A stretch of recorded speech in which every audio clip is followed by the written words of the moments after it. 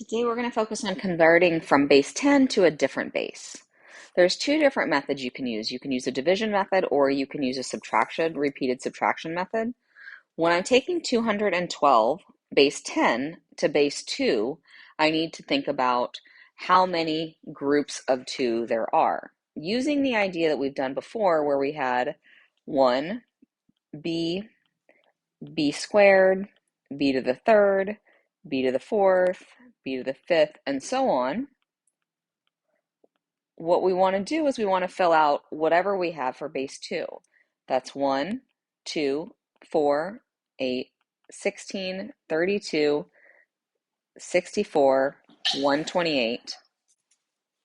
I wanted to fill in as much as I could to a number that was greater than 212, just to make sure I have all of my possibilities.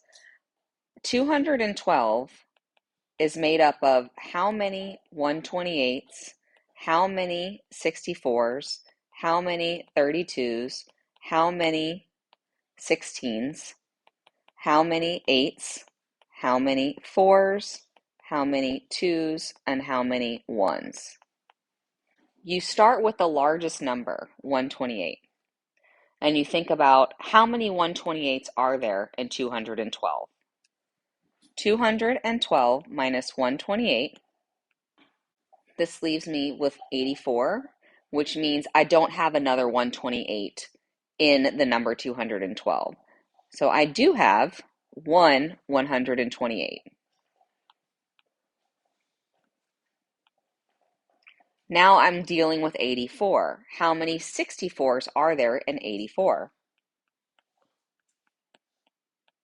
Well, 64 taken from 84 leaves me with 20. I cannot get another 84 out of that, so I have 164. Now I want to know how many 32s there are in 20.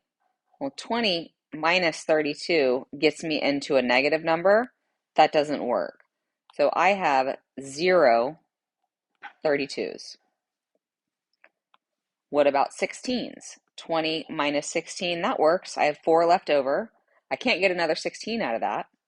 So that means I have 116. How many 8s do I have from 4?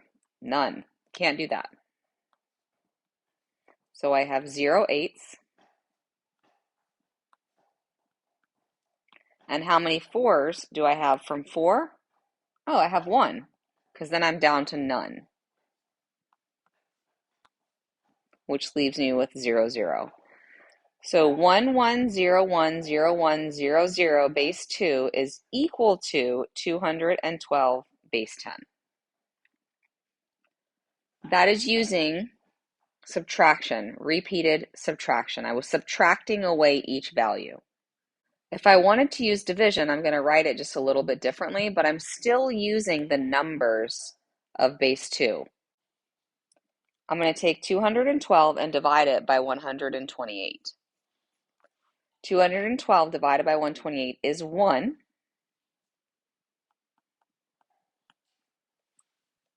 With a remainder of 84.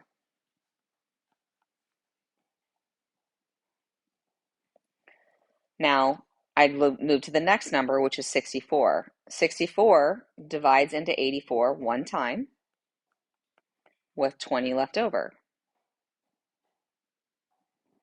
I move to the next number, 32. 32 does not divide into 20.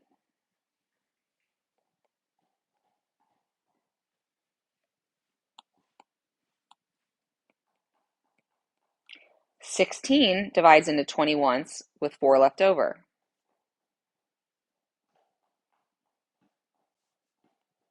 8 does not divide into 4.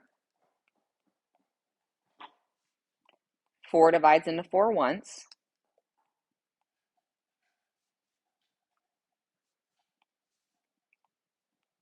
2 does not divide into 0, and 1 does not divide into 0.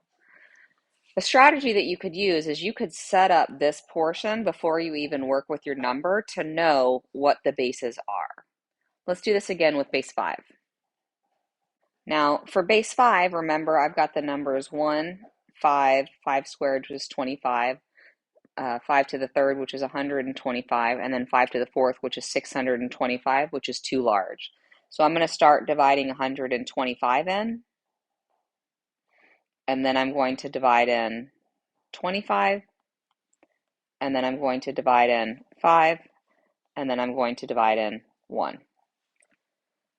243 divided by 25 is 1, and I'm left with 118.